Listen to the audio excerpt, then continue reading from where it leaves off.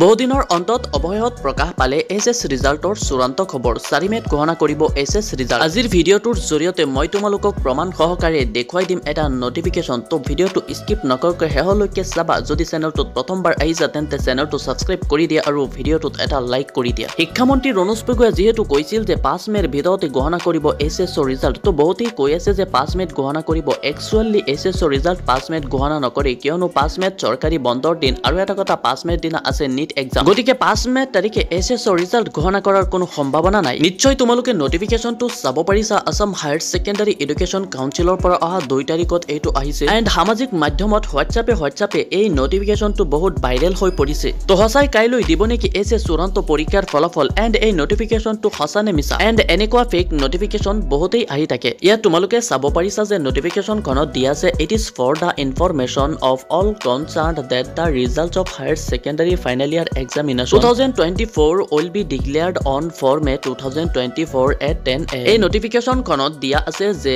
অহাকালি অৰ্থাৎ 4 মে দিনৰ 10 বজাত ঘোষণা কৰা হ'ব এছএছ চূড়ান্ত পৰীক্ষাৰ ফলাফল এণ্ড তোমালোকে তলত চাব পাৰিছা যে 10টাকৈ ৱেবছাইট মুকলি কৰা হৈছে। এই 10টা ৱেবছাইটৰ যিকোনো এটা ৱেবছাইটৰ পৰা তোমালোকে ৰিজাল্ট ল'ব পাৰিবা। ইয়াৰ উপৰিও মই তোমালোকক এটা এপ্লিকেশ্যন শ্বেয়াৰ কৰি আছো, যিখন এপ্লিকেশ্যনৰ দ্বাৰা অতি সহজে তোমালোকে ল'ব পাৰিবা এছএছ চূড়ান্ত পৰীক্ষাৰ ফলাফল। তো কোনখন এপ্লিকেশ্যন চাই লোৱা এণ্ড কেনেকৈ ল'ব লাগে ৰিজাল্ট সম্পূৰ্ণ চাই লোৱা।